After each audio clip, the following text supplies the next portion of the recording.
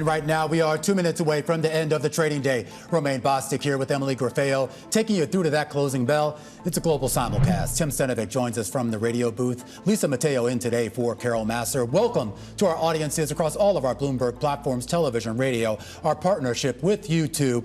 And, of course, to parse the most crucial question of the day, Lisa Mateo, who's worse to work with, Tim Stenovec or Tom Keene? You're going to put me on the spot with that one. I like that. Tom's probably watching and having a heart attack right now. Sorry. We Tim, love them you're not both. bad. Oh, thank you. Lisa's just going to say that until tomorrow. Then she can go back to work. You know, it's saying it's better to work with Tom because she's only with us until tomorrow. But it's been great so far. One thing that I am watching here, guys, and I don't want to kind of steal anything from Emily here, but I can't help but look at the concentration risk, or what some are referring to as concentration risk in today's trade. I mean, nearly every industry group is lower except for information technology. So this is really, even though we're seeing the index is higher today, it's really just about tech. Yeah, the breadth is bad in this market. And you can see that not only in the composition of the S&P 500, but also in the Russell 2000 underperforming, and the Nasdaq 100 really leading the way here. Yeah, and I'm keeping an eye on yields. With sticky inflation, you have to look at yields are higher. The 2-year, 4.229, up about 2 basis points. We have the 10-year at 4.67, and that's up about 2 basis points as well. Yeah, the coin called BIT holding out right around that 80,000 mark. You are seeing oil slightly higher on the day, and you talk about that concentration risk. I know we're going to talk a little bit more about that in a second, but this is basically the Nvidia rally. The majority of the point gains in the S&P 500 directly attributable to that name. But, you know, sometimes you take a gain where you can get it. Up 50 points on the day for the S&P, right around that 7730 mark, up about 0.7%.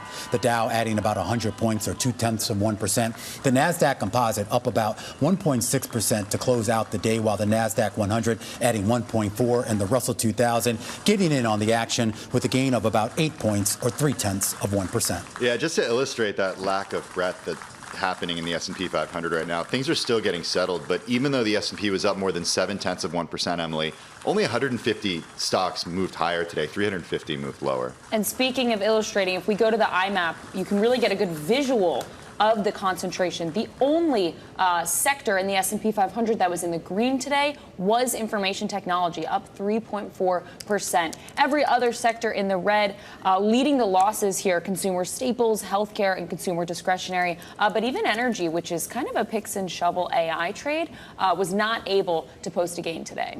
All right, I want to remind everybody we are still awaiting earnings. It's still about Nvidia in today's trade, but we're expecting to get Workday, and Romaine, I think it's crossing right now. Let's actually go to Autodesk first. Autodesk crossing the wire, the knee-jerk reaction for the software maker, down about 2% here. Adjusted EPS did rise to about $3.30 year over year from $2.62 the previous year. Net revenue in the quarter about in line with estimates at about $2.05 billion. The street was looking for $2.01. Billings in the quarter also slightly above estimates at about $1.85 billion. The street overall was looking for $1.81.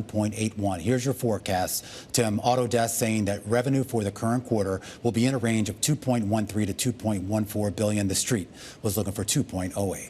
Okay, that's Autodesk. I'm looking at what's going on with Workday right now. A lot of eyes on this company after what happened today and yesterday with shares of Salesforce.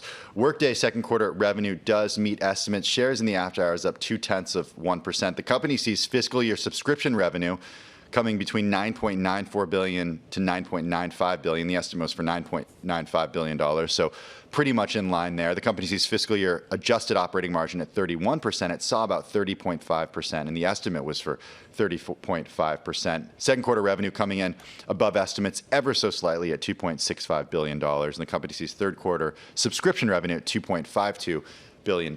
Shares of Workday down about 1.2%. Remember, there was that interest, or reported interest, earlier this year from Silver Lake that caused shares to move higher. Absolutely here. And of course, not all software companies are treated equal. We talk about the big gainers on the day, Tim and Lisa, and one of them was a software name. And I think where a lot of folks are wondering whether we can take sort of what was out of Salesforce and maybe extrapolate into what we would hear from Workday and Autodesk. But obviously, every software company has a little bit of a different take here on how they fit into the AI story. Yeah, we had a great conversation with Brody about this earlier. I mean, we were told there was going to be a SaaSpocalypse, right? And even though a gain like today we're seeing with Salesforce, with the stock up, the most going back 6 years, it's still down around 5% on the year. So it speaks to the challenges that I think some investors in the public markets still have when it comes to the effect of these AI companies on some of these cloud providers.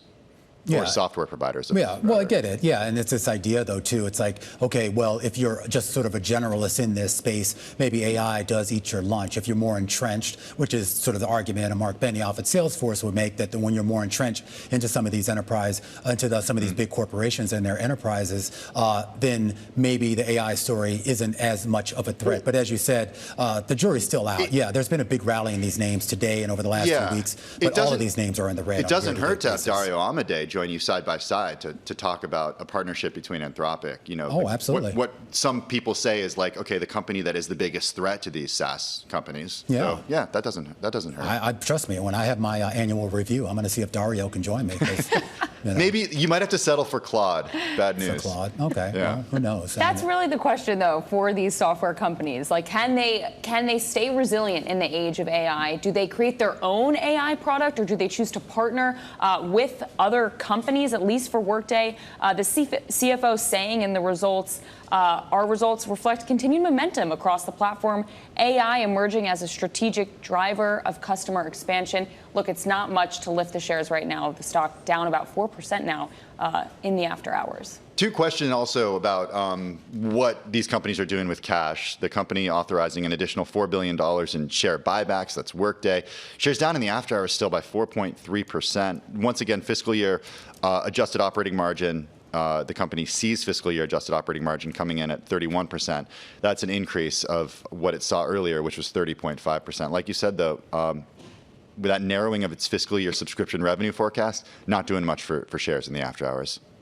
All right, now let's move on to the chip space here and away from the software space for a second. Marvell's earnings crossing the wire right now. Second quarter revenue does beat slightly, $2.74 billion. The street was looking for $2.71 on average. Adjusted EPS, 94 cents a share. That's about a penny above the average of street estimates. Take a while here to dig in to try to find the forecast, but overall, the company is saying, at least on the surface, that it is expecting gross margins of roughly about 58%, which is around what the street was looking for here. So no real material up in that margin guidance. Okay, this is Marvell Technology, shares down about 1.5% in the after hours.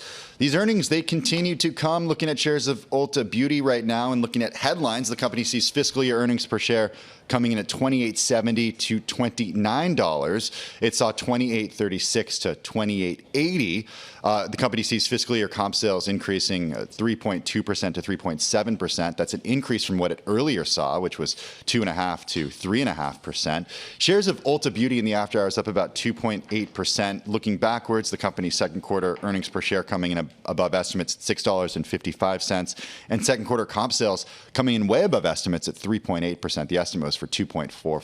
Ulta shares higher by about 2.8%. And it raises a lot of questions about this idea of where consumer spending stands. I mean, you think about just how much of a mixed picture it's been out of a lot of these consumer-facing and retail companies. You have some companies reporting great growth, others still struggling. I thought it was interesting when we had last week, we were talking on the program about Walmart and the idea that, a company that actually raised its guidance still got hit in the market, primarily because of that seemingly potentially slowdown in some of that sequential same-store sales growth. Yeah, and you think about where the consumer is, it's really a mixed bag, Romaine. Like you said, we just had Abercrombie earnings the other day, that stock blowing it out of the water. Ulta Beauty, another consumer-focused name. Look, the read right now, at least from the second quarter, is positive, a positive read on the consumer. We do still have to see that forecast, though. But did you guys see the results we got this morning out of Dollar General and Dollar Tree, and this idea sort of like how you have two companies kind of in the same space, kind of moving in different directions for different reasons. And it gets to this idea, I mean, we're beyond K-shaped or whatever people are doing trying to describe this economy. I think we just have to kind of come up with a new letter or shape to sort of, characterize it best. Oh, the Treasury Secretary would like to see a C, right? Yeah. He calls it C-shaped. The Treasury Secretary. Yeah. What's he up to these days? We haven't heard from him in a couple of days. Did you watch that press conference he gave earlier this week? It was Monday. I cannot believe that was this week. Yeah, it was I'm short. looking forward to tomorrow. Yeah. How's that? You think that's going to be better? Yeah, it's How about happening you, before. Lisa? It's happening Lisa, before our what shows. happened? Why are you here? Did they not invite you to Jackson Hole? No, I did not get the invite. Wow. Maybe next time. Maybe Wow. next time. I know. The I heard stiff the one. Cowboy Bar is a fantastic place to kind of hang your hat. So I'd be excited for Let me that. tell you, the highlight of that special coverage tomorrow, it's not going to be Tom Keene. It's going to be the vest that Michael yeah, Michael McKee has been McKee. rocking all All day. right. We'll see if the hat makes an appearance.